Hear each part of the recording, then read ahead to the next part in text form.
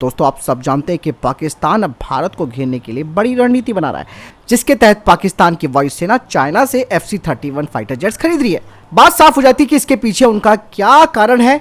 इस बारे में दोस्तों आज आपको एक बड़ी अपडेट में देने वाला हूं। नमस्कार, मैं किशन आप सबका स्वागत करता हूं। तो चलिए शुरू करते हैं।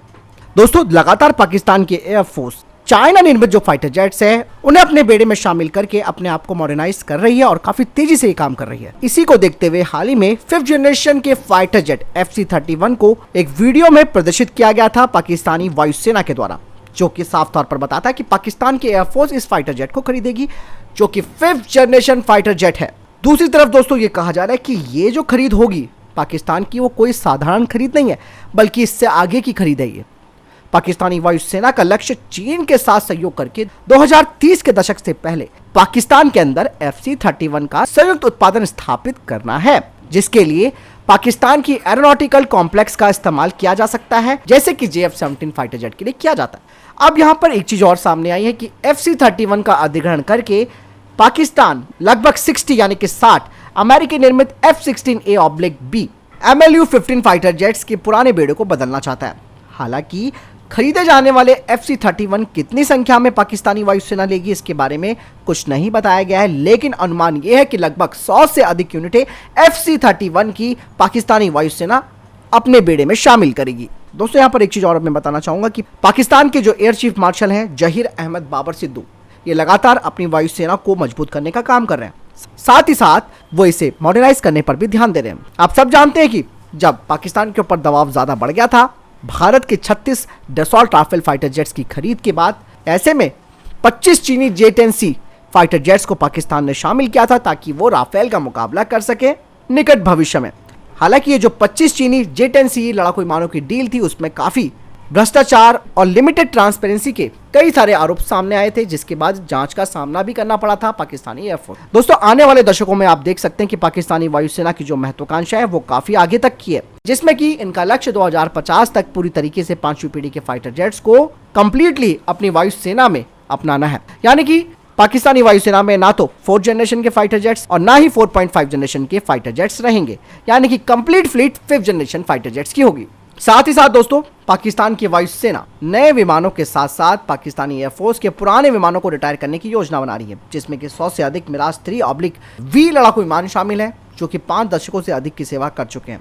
इसके अलावा चीनी मूल के F-7P अभी भी पाकिस्तानी वायुसेना के अंदर मौजूद है। कुल मिलाकर पाकिस्तानी एयरफोर्स का लक्ष्य अगले 10 सालों में लगभग 200 विमानों को बदलना या फिर रिटायर करना है, जिसमें कि वो अभी तो फिलहाल J-10C लेगी, लेकिन इसके बाद वो FC-31 की यूनिटें अधिक संख्या में खरीदेंगे।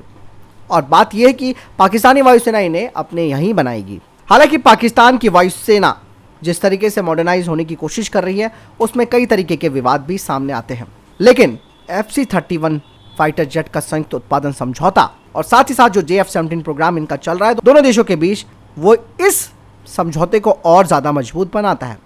आप यहां पर दोस्तों अंदाजा लगा सकते हैं कि पाकिस्तानी वायुसेना किस तरीके से अपनी तैयारियों को कर रही है, और यह भारत के लिए एक बड़ी चुनौती है।